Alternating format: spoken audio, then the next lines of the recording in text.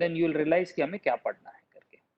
I think सूरज कुछ Facebook पे जो लाइव क्वेश्चंस आ रहे होंगे, दिलकुश तुम देख करके कुछ के नाम से भी लोगे तो I think they will be good. अगर आपको कुछ प्रश्न मिल रहे हैं तो उसके उत्तर लाइव भी हम नहीं दे आ रहा है, देंगे। लाइव कुछ इश्यू हो गया लग रहा है, फेसबुक लाइव आज बंद हो गया है। फिर से इसको कर देते हैं।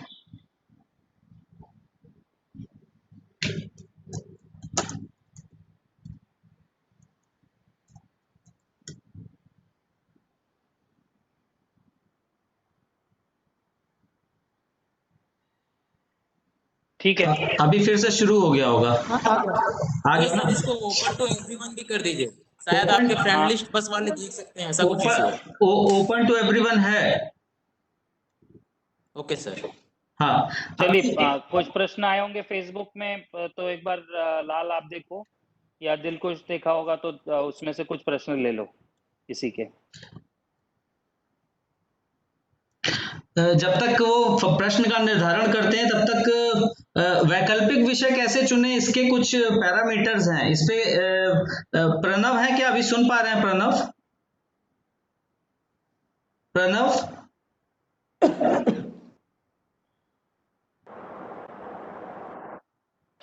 सर मुझे आप सुन पा रहे हैं? हाँ, सुन पा रहे हैं Pranav. Please please carry on, सुन पा रहे हैं।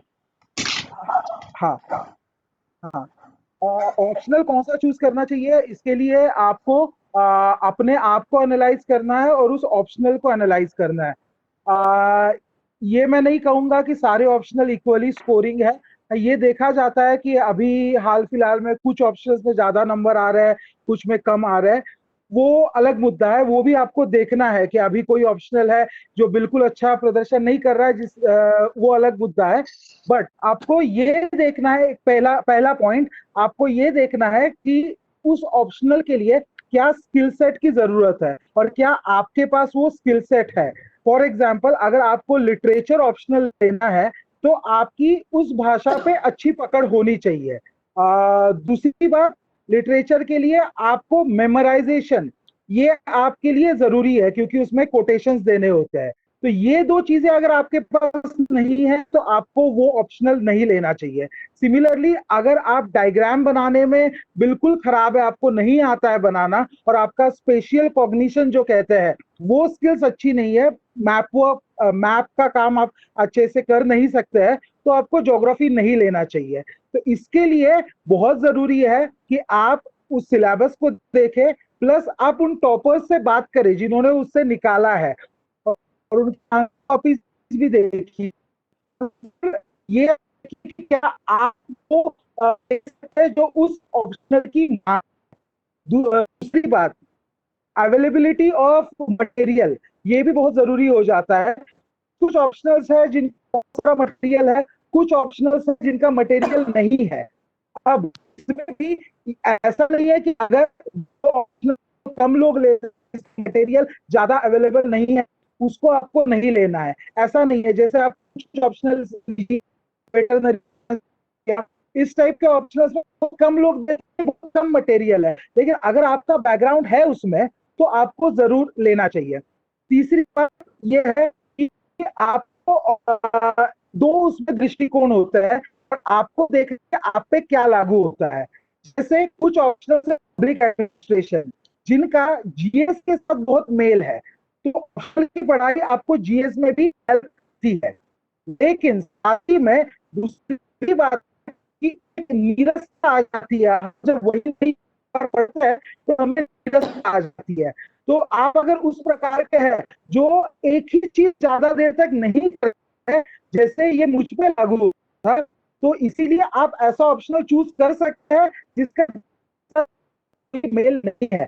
ऑप्शनल उसका जीएस के साथ कोई मेल है नहीं, लेकिन आपकी मेरी माइंड कंडीशनिंग ऐसी थी कि वो मुझे चेंज हो जाता, जीएस पढ़ रहा हूँ ऑप्शनल पढ़ रहा हूँ तो वो थोड़ा फ्रेश फील होता था और थकान कम हो जाती थी। तो ये आपको जरूरी है। ग्रेजुएशन का सब्जेक्ट आपको ऑप्शनल चाहिए या नहीं लेना चाहिए।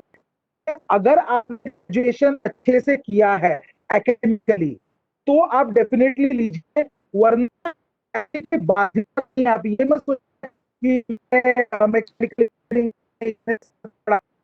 तो मेरे जरूरी नहीं है। ये आप अपने आप देखिए ग्रेजुएशन के टाइम में कैसा प्रदर्शन था, क्या आप अभी भी वो पढ़ सकते हैं? जैसे हाँ, ये और एक चीज ऑप्शनल और जीएस डिसाइड करता है, वहां पे एक चीज बहुत जरूरी हो जाती है कि आपके ऑप्शनल जीएस जैसे ना हो जाए, जीएस का आंसर ऑप्शनल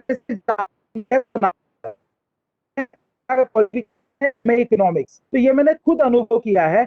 मुझे स्टार्टिंग में ध्यान में नहीं रखी थी, तो जीएस मेरे नंबर आते थे, जो बाद में जाके मेरे चेंज हो गए। प्रणव तुम्हारी वॉइस ब्रेक हो रही है।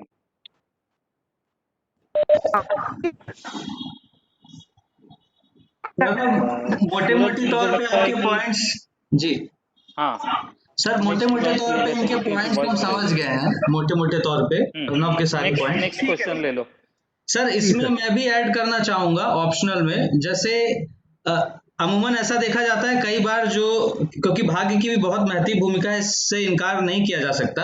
कई बार लोगों को 3 साल 4 साल एक ऑप्शनल के साथ लगे पड़े रहना पड़ता है। ऐसे में रुचि, उस विषय में रुचि आपकी कितनी है, ये बहुत महत्वपूर्ण हो जाता है। ऑप्शनल ऐसा ना लें कि आप कोई बोझिल चीज पढ़े, उसके बाद एक ऑप्शनल भी बोझिल है, आपने उस पर स्विच ओवर किया तो आप एकदम ही बोझिल हो गए। ऑप्शनल ऐसा हो जिसमें आपको पढ़ने में मजा आता हो, तो ये थोड़ा सा। और दूसरा एक ही, जैसे अगर आपके कोई खास करीबी रिश्तेदार या भैया या कोई भी सीनियर वगैरह जिनका चयन हुआ है उस ऑप्शनल से, तो वो भी एक निर्धारक भूमिका निभा सकता है कि आपको किसी सिलेक्टेड कैंडिडेट का अगर पर्सनल गाइडेंस उस ऑप्शनल में मिल सकता है। तो जनरल मार्गदर्शन, जनरल अवेलेबिलिटी ऑफ नोट्स और जो ट्रेंड है करंट, उसके अलावा प्लस आपके बैकग्राउंड के अलावा कि ग्रेजुएशन वगैरह में आपका क्या ऑप्शनल था, उसके अलावा ये 2 फैक्टर भी मुझे लगता है ऑप्शनल को डिटरमाइन करेंगे।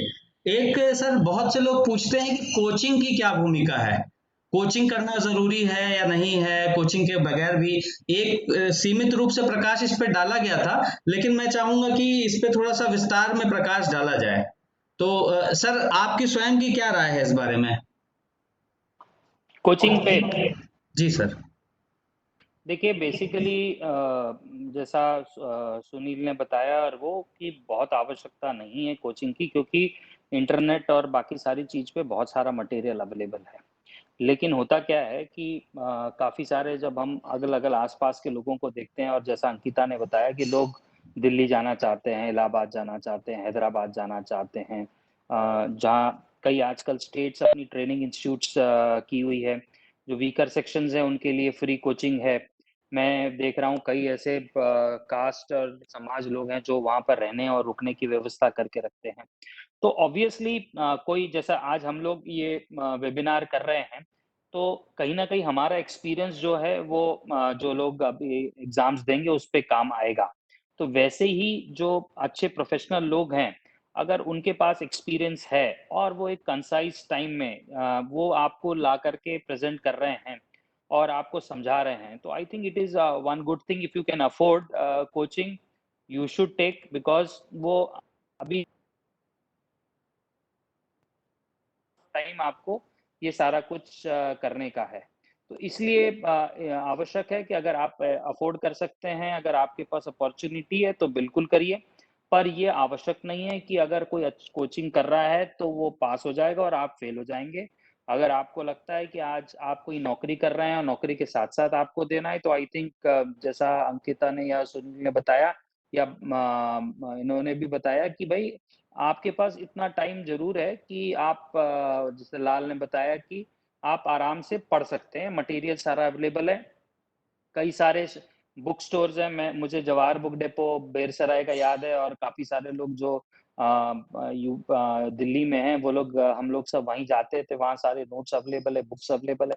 और कई सारे नोट्स आजकल नॉर्थ दिल्ली कैंपस के आसपास अवेलेबल है, साउथ दिल्ली और सब जगह हैं बुक्स। और ये तो आप उनसे लेकर के भी पढ़ सकते हैं। Specific individual subject wise books भी आती हैं, पर चूंकि वो बहुत ब्रॉड हो जाता है, अगर आप में ये जज्बा है कि नहीं मुझे अच्छा पढ़ लेना है, मुझे कंसेप्ट करना है, तो कर सकते हैं। Otherwise coachings are best options. Suraj, we'll take it around till 12:30, है ना? फिर इसको क्लोज कर लेंगे, 3-4 क्वेश्चंस ले लो जी और फिर आप रिकॉर्डेड ऑनलाइन इसको डाल देना यूट्यूब पे, फिर सर। नेक्स्ट में फिर से बुला लेंगे, मुझे लगता सर तो हालांकि मैंने तो एनसीईआरटी कभी नहीं पढ़ा, मैं हमेशा जॉब के साथ में तैयारी किया हूँ, तो समय की काफी समय अभाव रहता था। ऐसे में एनसीईआरटी पढ़ना मेरे लिए मुमकिन नहीं हो पाया, और शुरू से थोड़ा सिंसियर कैंडिडेट था, तो मुझे कई बार आवश्यकता भी नहीं पड़ती थी। फिर भी चूंकि बहुत सारे लोग पूछते हैं और वो बहुत सारे जार्गन्स भी यूज करते हैं, ओल्ड एनसीईआरटी, न्यू एनसीईआरटी, इस टाइप की चीजें। मैं आमंत्रित करूंगा इसमें लाल को। लाल, आपको क्या लगता है कि एनसीईआरटी पढ़ना बिल्कुल इंडिस्पेंसिबल है? क्या आपकी राय है इस बारे में? सर एनसीईआरटी कहना चाहिए कि अच्छा नॉलेज सोर्स है, लेकिन मैं ऐसा नहीं कहूंगा कि वो ही आवश्यक है। आप कहीं से भी आप जानकारी तो कहीं से भी इकट्ठी कर सकते हैं। एनसीईआरटी में जो ओल्ड और न्यू का कंसेप्ट चलता है, तो न्यू और ओल्ड में उतना बहुत भयानक अंतर नहीं है। खाली हिस्ट्री का ऐसा है कि उसमें थोड़ा सा अधिक इंफॉर्मेशन दी हुई है ओल्ड एनसीईआरटी में, और कंसाइज है। तो आप, मेरे हिसाब से आप अगर कंफर्टेबल हैं तो जरूर एनसीईआरटी पढ़ लीजिए, कि आपका एक जो बेसिक नॉलेज है वो वहां से क्रिएट हो जाएगा। उसके बाद आप जो अदर बुक्स हैं, जिसका लिंक हम लोग बताएंगे ही, जिसका शेयर करेंगे लिस्ट, वो भी आप पढ़ सकते हैं। तो ये एक पैरेलल स्टडी हो सकता है कि आप अपना बेसिक जो है वहां से पढ़ा लीजिए, उसके बाद दूसरे बुक्स को पढ़िए।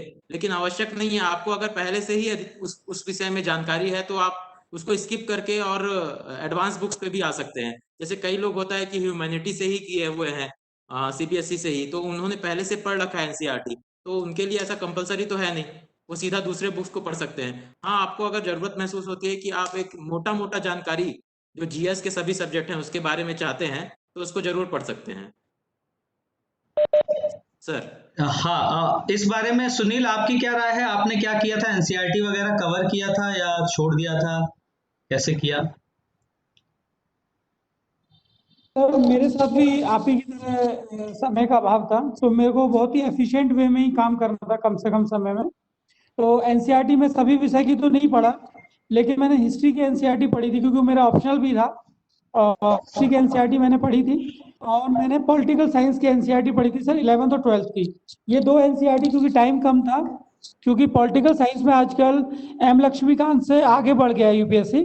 पहले एम लक्ष्मीकांत से बिल्कुल फैक्चुअल टाइप के क्वेश्चन एकदम पूछता था, अभी क्या है थोड़ा कंसेप्चुअल। पिछले 2-3 साल के जो मैं प्रीलिम्स के पेपर देख रहा हूँ, उसमें मैं ऑब्जर्व कर रहा हूँ कि कंसेप्ट पूछा, जैसे फेडरलिज्म या रिपब्लिकन गवर्नमेंट या डेमोक्रेसी, इस तरह के जो शब्द हैं उनका सीधे सीधे उनका मीनिंग पूछा, कंसेप्ट।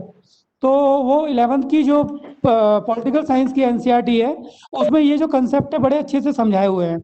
तो यदि कोई स्किप करना चाहता है तो मेरे हिसाब से वो बाकी को स्किप कर सकता है। हिस्ट्री की देख सकता है, ज्योग्राफी और पॉलिटिकल साइंस, ये नहीं, तीन में एनसीईआरटी पढ़ सकता है। मुझे लगता है कि स्किप की करने की जरूरत नहीं है। एनसीईआरटी बड़ी सिंपल और लूसिड लैंग्वेज में है, तो आई थिंक उसको पढ़ के उसमें मार्क करके नोट्स करके रखेंगे तो हमेशा फायदेमंद ही होगा। और मैंने कई बार देखा है प्रीलिम्स के सिंपल क्वेश्चंस एनसीईआरटी से उठा करके लेकर के आते हैं, थोड़े ट्विस्टेड रहते हैं, पर अगर आपको फैक्ट्स रहेंगे तो I think it will be useful.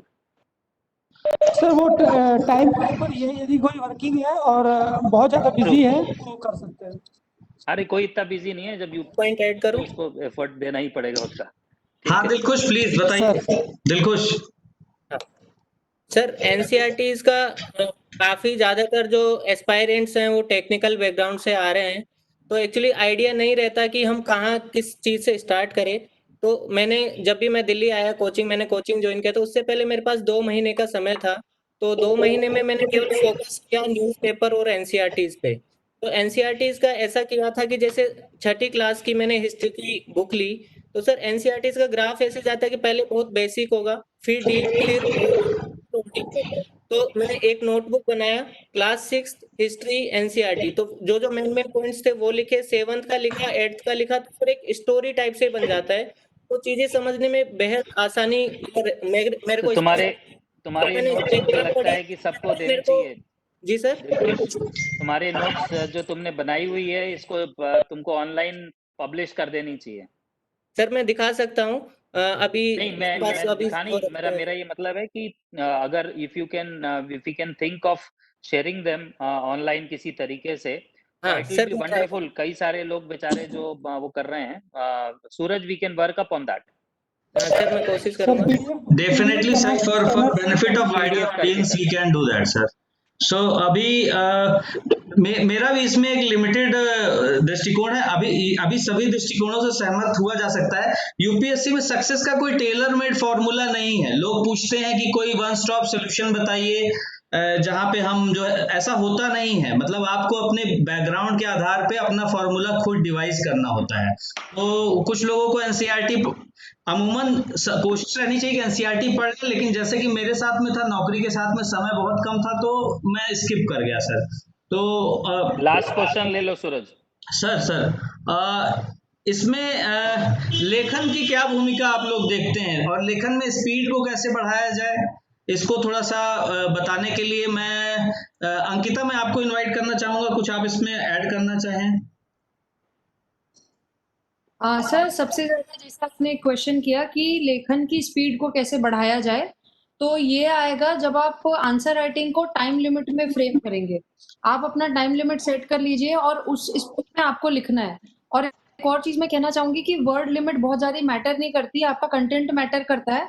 तो आप ये मत देखिए कि लिखना है तो मैं यहाँ पे खत्म कर दूंगा। अगर आपके पास रिच कंटेंट है और आप हवाबाजी नहीं कर रहे हैं, तो फिर आप बिल्कुल अपने कंटेंट्स को लिख सकते हैं। और आंसर राइटिंग प्रैक्टिस के साथ ही आएगी, और जितना ज्यादा प्रैक्टिस करेंगे आप उतना एनरिच कर सकते हैं, और स्पीड बढ़ती है उसमें, नो डाउट। और जनरली 15 से 20 क्वेश्चन होते हैं, तो 9 मिनट के आसपास आपको एक क्वेश्चन खत्म करना होता है, अगर आपको 3 आवर्स में पेपर अपना अटेम्प्ट करना है तो। अगर उस स्पीड तक पहुंचते हैं तो बहुत अच्छा है। और सेकंड चीज मैं ये कहना चाहूंगी कि जब भी आप कुछ भी पढ़ते हैं, सपोज जैसे मैंने पहले भी कहा था कि आप अगर कोई एडिटोरियल पढ़ रहे हैं, तो आप उस राइटर के माइंड से पढ़िए कि उसने उसको किस ढंग से फ्रेम करते हुए लिखा है उस एडिटोरियल को। तो आपको एक कंप्लीट पिक्चर मिलेगी कि मैं जब अपने आंसर लिखूंगा तो मैं कैसे लिखूंगा, या मैं अपने ऐसे लिखूंगा तो मैं कैसे लिखूंगा। सेकेंड चीज मैं ये कहना चाहूंगी, जब आप अपने आंसर लिखते हो तो वो चेक करने वाले के पॉइंट ऑफ व्यू से जरा देखिए कि क्या इसको चेक करके उसको अच्छा लगेगा। अगर बहुत आपका आंसर देखते ही उसको इजीली दिख जाएगा कि आपके मेन पॉइंट्स क्या हैं, आप अगर बुलेट में अपने पॉइंट्स लिख रहे हैं और आपके इंपॉर्टेंट पॉइंट्स क्या है, तो वो आपको बिना पढ़े भी नंबर ऐसे ही दे देगा। तो आप अगर आप अपने हाईलाइट कीजिए अपने आंसर्स को और मेन पॉइंट्स को बहुत ज्यादा फोकस कीजिए और बुलेट्स में लिखिए, प्लस जो भी आप पढ़े उसको एक राइटर के पॉइंट ऑफ व्यू से, एग्जामिनर के पॉइंट ऑफ व्यू से पढ़ें, तो आंसर्स बहुत अच्छे बेटर हो सकते हैं, प्लस प्रैक्टिस। सर मुझे याद है सर, मुझे याद है कि 2014 का जो मैंने एग्जाम दिया था, उसमें करीब 30 प्रश्न थे जिनके उत्तर लिखने थे, जो लघु उत्तरीय या विस्तृत उत्तरीय थे। तो उसमें यही है कि अपनी स्पीड बढ़ाने, इस समय स्पीड का गेम है। आपको मतलब कम से कम शब्दों में गागर में सागर अगर भरने की कला आती है, तो आपके चयन होने के चांसेस बढ़ जाते हैं। वो भी एक संभावना है जिसके आधार पर मैं कह सकता हूँ कि जब हिंदी माध्यम के सबसे बुरे दिन थे, मेरे बैच में सर केवल 28 लोग 1200 में से सेलेक्ट हुए थे हिंदी माध्यम के। तो एकदम टू द पॉइंट लिखना है, बिल्कुल भी we need not beat about the bush कि घुमा फिरा के लिख रहे हैं। बिल्कुल बुलेट्स में और कंसाइज वे में अगर हम लिखेंगे तो ना केवल हम सारे प्रश्नों के उत्तर लिख पाएंगे, बल्कि हम अपनी बात भी कन्वे कर पाएंगे। तो ये अभी स्पीड का गेम हो गया है सर थोड़ा यूपीएससी में। हिंदी माध्यम वालों के साथ में एक दिक्कत क्या रहती है सर, कि हिंदी जब आप लिखते हैं तो आप ऊपर शिरो रेखा जरूर डालते हैं, और इंग्लिश एक कर्सिव लैंग्वेज है, उसमें शिरो रेखा का कोई कॉन्सेप्ट नहीं है। हमारे यहाँ मात्राओं का कॉन्सेप्ट है, बिंदु चंद्र बिंदु इन सब का कॉन्सेप्ट है। उसके आधार पे हिंदी वालों को तो अपनी स्पीड खास तौर पे बढ़ानी पड़ेगी। इन मुद्दों को हम लोग कभी सेपरेटली हिंदी माध्यम के लिए जब करेंगे तो कवर कर सकते हैं। फिलहाल के लिए सर आपकी परमिशन हो तो सेशन को क्लोज किया जाए। हाँ ठीक है। एक आध कोई प्रश्न अगर फेसबुक पे दिख रहा हो तो लाल या दिलकुश को दिख रहा है, कोई स्पेसिफिक जो हमने कवर किया इसके अलावा हो, तो वी कैन टेक इट, और अदरवाइज वील क्लोज इट।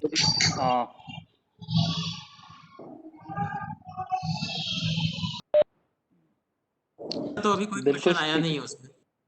अभी इतना ओके, ही सर, अभी सब मोटा मोटा कवर हो गया है। ठीक है।